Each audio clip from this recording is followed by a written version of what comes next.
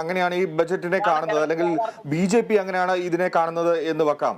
ഇപ്പോൾ ശ്രീ മാർട്ടിൻ പാട്രിക്കും കൂടെ നമ്മോടൊപ്പം ചേരുകയാണ്. ശ്രീ മാർട്ടിൻ, സമ്പദ്ഘടനയിൽ വലിയ സൂര്യോദയം എന്നാണ് ധനമന്ത്രി ഈ ബജറ്റിനെ തുടക്കത്തിലെ വിശേഷിപ്പിക്കുന്നത്. ഈ ബജറ്റിൽ ഈ ഒരു സൂര്യോദയം ഏതൊക്കെ മേഖലകളിൽ നമുക്ക് കാണാൻ കഴിയും, അല്ലെങ്കിൽ സൂര്യൻ ഉദിക്കുന്ന ഒരു കാഴ്ച നമ്മൾ ഏതൊക്കെ മേഖലയിൽ കാണാനിരിക്കുന്നു?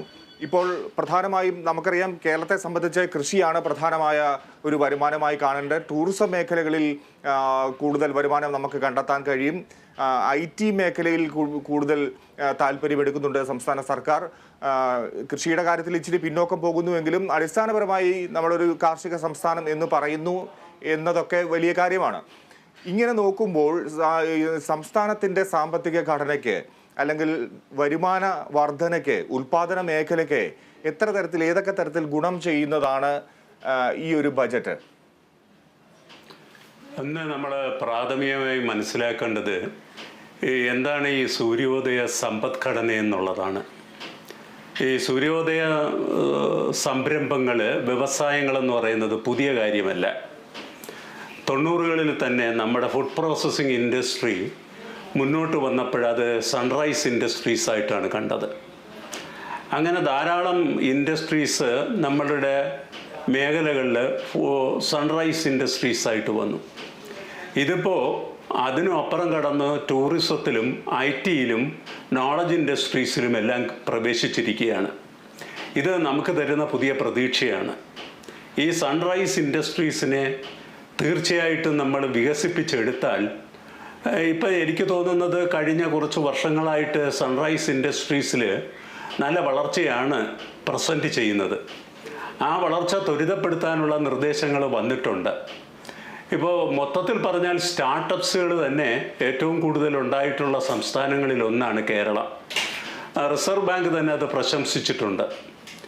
അപ്പോൾ ദേശീയ തലത്തിൽ തന്നെ 5000 സ്റ്റാർട്ടപ്സുകൾ വന്നതിൻ്റെ ഒരു പ്രശംസ കിട്ടിയിരിക്കുന്ന സാഹചര്യത്തിൽ, അതിൻ്റെ ബെസ്റ്റ് പെർഫോമറായിട്ട് സ്റ്റാർട്ടപ്പിൻ്റെ കാര്യത്തിൽ വന്നിരിക്കുന്ന സാഹചര്യത്തിൽ ഇതൊരു പുതിയ സൂര്യോദയമാണ്. അതിനി നമ്മൾ പിന്നീട് അറിവധിഷ്ഠിത മേഖലകളിൽ വ്യാപിക്കും. വിജ്ഞാന അധിഷ്ഠിത മേഖലകളിലോടൊപ്പം തന്നെ IT, വിവര സാങ്കേതിക മേഖലകളിൽ കൂടും. പിന്നെ ഇപ്പോൾ ഉന്നത വിദ്യാഭ്യാസ മേഖലകളിലും ടൂറിസത്തിലും എല്ലാം തന്നെ ഈ പുതിയ സൂര്യോദയ എൻ്റർപ്രൈസസ്, അങ്ങനെയാണ് ഞാൻ പറയാൻ ഇഷ്ടപ്പെടുന്നത്, സംരംഭങ്ങൾ ധാരാളമായിട്ടുണ്ടാകും. ഇത് സമ്പദ്ഘടനയ്ക്ക് കരുത്തേകും. ഇത് നമ്മളുടെ ഒരു വലിയ തിരിച്ചറിവാണ്. നമ്മളുടെ ഉൽപാദന മേഖല വേണ്ടും വണ്ണം, പ്രത്യേകിച്ച് കാർഷിക മേഖല വേണ്ടും വണ്ണം പെർഫോം ചെയ്യാനൊരല്പം ബുദ്ധിമുട്ടുണ്ട്. അതിൻ്റെ ഒരു ക്ലേശം മനസ്സിലാക്കിയിട്ട് നമുക്ക് എവിടെ താരതമ്യേന ഒരു അഡ്വാൻറ്റേജ് ഉണ്ട്, ആ അഡ്വാൻറ്റേജിനെ മനസ്സിലാക്കിയിട്ടുള്ള ഒരു ത്രസ്റ്റ് ഈ ബഡ്ജറ്റിൽ, അല്ലെങ്കിൽ കഴിഞ്ഞ ഏതാനും കൊല്ലങ്ങളായിട്ട് കൊടുക്കുന്നതിൻ്റെ ഒരു തുടർച്ചയായിട്ട് കൂടുതൽ എംഫസിസ് ഈ ബഡ്ജറ്റിൽ വന്നിട്ടുണ്ടെന്നാണ് ഞാൻ മനസ്സിലാക്കുന്നത്. ഈ ബഡ്ജറ്റിനുള്ള ഒരു പ്രത്യേകത എനിക്ക് തോന്നിയിട്ടുള്ളത്, ഈ സാമൂഹ്യ വികസനത്തിൽ ഊന്നി നിൽക്കുന്ന സമ്പദ് വ്യവസ്ഥയ്ക്ക് എങ്ങനെ സാമ്പത്തിക വളർച്ച മുന്നോട്ട് കൊണ്ടുപോകാൻ കഴിയുമെന്നുള്ള ഒരു ബ്ലെൻഡ്, അതിൻ്റെ രണ്ടിൻ്റെയും കൂടിയിട്ടുള്ള ശരിയായ ഒരു സംയോജനം ഈ ബഡ്ജറ്റിനകത്ത് വന്നിട്ടുണ്ടെന്നാണ് എൻ്റെ ഒരു വിലയിരുത്തൽ. അതുകൊണ്ട് തന്നെ സൂര്യോദയം എൻ്റർപ്രൈസസിന്, അല്ലെങ്കിൽ സൂര്യോദയം സമ്പദ് വ്യവസ്ഥയ്ക്ക് പ്രാധാന്യം കൊടുത്തത്. ഒപ്പം തന്നെ നമുക്ക് കാണാൻ കഴിയുന്നുണ്ട്, മറ്റേ ഒരു വ്യക്തമായിട്ടുള്ള ഒരു ഊന്നൽ കൊടുത്തിരിക്കുന്ന ബഡ്ജറ്റ് സ്വകാര്യവൽക്കരണത്തിനാണ്. പല മേഖലകളിലും പിന്നീട്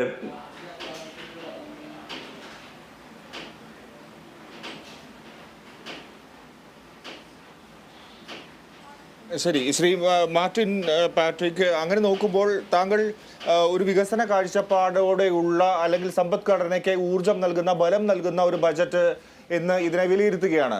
പൊതുവെ നോക്കുമ്പോൾ എന്താണ് സ്ഥിതി? ഇപ്പോൾ കാർഷിക മേഖല എടുക്കുന്നു. കാർഷിക മേഖല എടുത്താൽ കർഷക ആത്മഹത്യകൾ അവിടെ വർദ്ധിക്കുന്നു, അല്ലെങ്കിൽ നമുക്കതിനെ വർദ്ധിക്കുന്നു എന്ന് പറയുന്നത് ശരിയാണോ എന്നൊരു ഘട്ടത്തിൽ നമുക്ക് പറയാൻ കഴിയില്ല. എങ്കിലും കർഷക ആത്മഹത്യകൾ നടക്കുന്നുണ്ട്, അത് വസ്തുതയാണ്.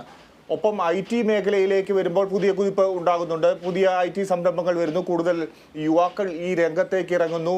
ഇപ്പോൾ AI കാര്യത്തിലായാലും ഒക്കെ നല്ലൊരു മികച്ച ഒരു അറ്റ്മോസ്ഫിയർ ഉണ്ടാക്കാൻ, ഒരു പ്ലാറ്റ്ഫോം ഉണ്ടാക്കാൻ കേരളത്തിന് കഴിയുന്നുണ്ട്. പക്ഷേ വ്യവസായത്തിൻ്റെ കാര്യം വരുമ്പോൾ വ്യവസായികൾ ഇവിടെ നിന്ന് മറ്റ് സംസ്ഥാനങ്ങളിലേക്ക് പോകുന്നു. പൊതുവെ നോക്കുമ്പോൾ എന്താണ് കൃഷിയും അല്ലെങ്കിൽ വ്യവസായ മേഖലകളിലൊക്കെ ഇത്തരത്തിലുള്ള ചില അപജയങ്ങൾ സംഭവിക്കുന്നു. ഇത് കൂടുതൽ ഉയർത്തിക്കാട്ടപ്പെടുകയും ചെയ്യുന്നു. ഇത് ഒറ്റപ്പെട്ട സംഭവങ്ങളായി മാത്രം ഈ കാര്യങ്ങളെ കണ്ടാൽ മതിയോ?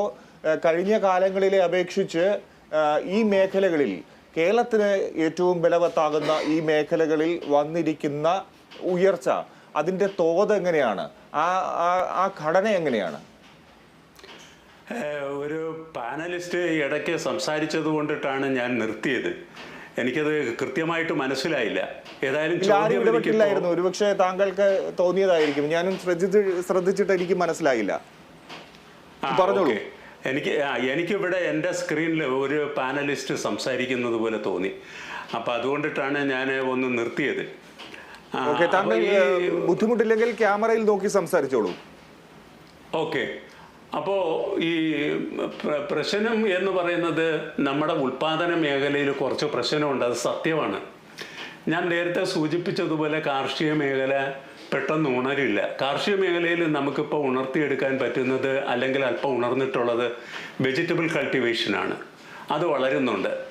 വ്യവസായ മേഖലയിൽ നമ്മളുടെ പ്രശ്നമെന്ന് പറയുന്നത് വലിയ സംരംഭങ്ങൾ എളുപ്പം ഇനി വളരില്ല. അതുകൊണ്ടിട്ട് നമ്മൾ സൂക്ഷ്മ സംരംഭങ്ങളെയും ചെറുകിട സംരംഭങ്ങളെയും കേന്ദ്രീകരിച്ചിട്ടാണ് ഏത് ഗവൺമെൻറ് ആയിരുന്നാലും, ഒരു ഗവൺമെൻറ്റിനെ കുറിച്ചല്ല ഞാൻ പറയുന്നത്, ഏത് ഗവൺമെൻറ് ആയാലും പ്രവർത്തിക്കുന്നത്. അത് ശരിയായ സ്ട്രാറ്റജിയുമാണ്. അത്തരത്തിൽ മുന്നോട്ട് പോയാൽ മാത്രമേ കേരളത്തിന് ഇനി പച്ചപിടിക്കാൻ പറ്റുകയുള്ളൂ. ഇപ്പോൾ ഇവിടെ ധാരാളം നാനോ സംരംഭങ്ങൾ, സൂക്ഷ്മ സംരംഭങ്ങൾ, ചെറുകിട സംരംഭങ്ങൾ, MSMEs കാറ്റഗറിയിൽ നല്ല വികസനം സംഭവിക്കുന്നുണ്ട്. അത് സംഭവിക്കുന്നില്ല എന്ന് പറയാൻ പറ്റില്ല. കാരണം നല്ലതുപോലെ നമ്മുടെ ആഭ്യന്തര ഉൽപ്പാദനത്തിൽ സംഭാവന ചെയ്യുന്ന മേഖലയാണിത്. പക്ഷെ വൻകിട വ്യവസായങ്ങളുടെ കാര്യത്തിൽ പാളിച്ചുകൊണ്ട് പൊതുമേഖലാ വ്യവസായങ്ങൾ കുറച്ച് മെച്ചപ്പെട്ടിട്ടുണ്ട്. ഇനിയും മെച്ചപ്പെടേണ്ടത് ഉണ്ട്. അപ്പം അതുകൊണ്ട് വ്യവസായ മേഖലയിൽ ആകെ കൂടെ കുഴപ്പമാണെന്ന് പറയാൻ എനിക്ക് പറ്റുന്നില്ല. കുറച്ച് പിന്നീട് സംരംഭകർ പുറത്ത് പോകുന്നുണ്ട് എന്നുള്ളത് വസ്തുതയാണ്. അതുപോലെ തന്നെ എണ്ണ ഇങ്ങോട്ട് വരുന്നുമുണ്ട്. അപ്പോൾ ആ ഒരു സാഹചര്യത്തിൽ നമ്മളതിനെ ഒരു സന്തുലിതമായ മനസ്സോടുകൂടി അതിനെ സമീപിച്ചാൽ നമുക്ക് അങ്ങനെ ഉൽപാദന മേഖലയിൽ കുറച്ച് പ്രശ്നങ്ങളുണ്ടെങ്കിലും അത് തീരെ തളർന്നു കിടക്കുകയാണെന്ന് പറയാൻ പറ്റില്ല. അതിനൊരു ഉണർവ് സംഭവിച്ചിട്ടുണ്ട്. പ്രത്യേകിച്ച് മാനുഫാക്ചറിങ് സെക്ടറിൽ ആരോഗ്യപരമായ ഒരു വളർച്ച സംഭവിച്ചു തുടങ്ങിയിരിക്കുന്നു എന്ന് തന്നെയാണ് കണക്കുകൾ സൂചിപ്പിക്കുന്നത്. എക്കണോമിക് റിവ്യൂ ഈ ഒരു വളർച്ച കേരളം ആഗ്രഹിക്കുന്ന തരത്തിലുള്ള ഒരു വളർച്ചയാണോ എന്നുള്ളതാണ് ചോദ്യം. ഇത് വളരെ ചെറിയ തോതിലുള്ള വളർച്ചയാണ് എങ്കിൽ അത് നമുക്ക് ആപത്താണ്, അല്ലെങ്കിൽ അത് നമുക്ക് ഗുണം ചെയ്യില്ല. മറ്റു സംസ്ഥാനങ്ങളെ അപേക്ഷിച്ച് ഇപ്പോൾ കർണാടകയുടെ അത്രയൊന്നും IT മേഖല നമുക്ക് വളരുന്നില്ല. അവരുടെ കാർഷിക മേഖല, അല്ലെങ്കിൽ തമിഴ്നാടിനെ സംബന്ധിച്ച് അവരുടെ കാർഷിക മേഖലയിലെ വളർച്ചയൊന്നും നമുക്കില്ല.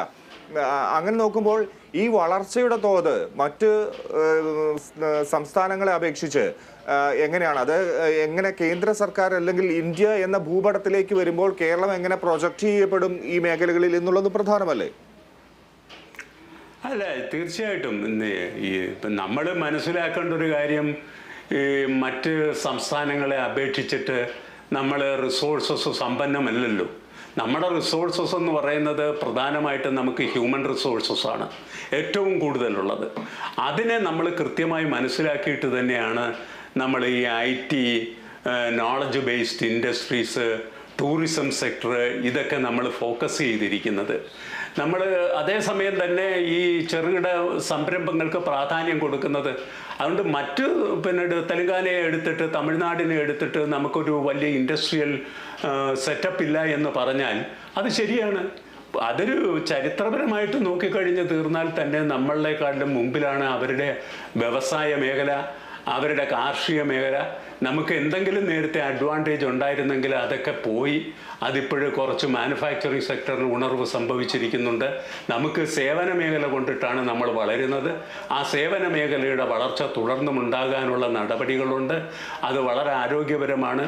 നമ്മൾ ഈ പ്രതീക്ഷിക്കുന്നത് പോലെ ഒരു കൺവെൻഷണൽ സിദ്ധാന്തമനുസരിച്ച് കാർഷിക മേഖല വളർന്നു, പിന്നീട് തുടർന്ന് വ്യവസായ മേഖല വളർന്നു, അത് കഴിഞ്ഞ് സേവന മേഖല വളരുക എന്ന് പറയുന്ന ഒരു ന്യായമായ രീതിയിലുള്ള പോക്ക് കേരളത്തിന് അസാധ്യമാണ്. ഈ തിരിച്ചറിവ് നമുക്കുണ്ടാകണം. ആ തിരിച്ചറിവ് ഈ ബഡ്ജറ്റിനുണ്ടായി എന്നാണ് എൻ്റെ പക്ഷം. അല്ലാതെ ശരി, വളരെ വ്യക്തമാണ്, താങ്കളുടെ പക്ഷം വളരെ വ്യക്തമാണ്. നമുക്ക് സമയക്കുറവുണ്ട്, എല്ലാവരിലേക്കും മറ്റുള്ളവരിലേക്കും പെട്ടെന്ന് തന്നെ പോകേണ്ടതുണ്ട്. ശ്രീ ഗോപകുമാർ, അങ്ങനെ നോക്കുമ്പോൾ ഒരു സമ്പദ്ഘടനയിൽ ഉണർവ് നൽകുന്ന ഒരു ബജറ്റ് എന്ന വിലയിരുത്തലുണ്ട്.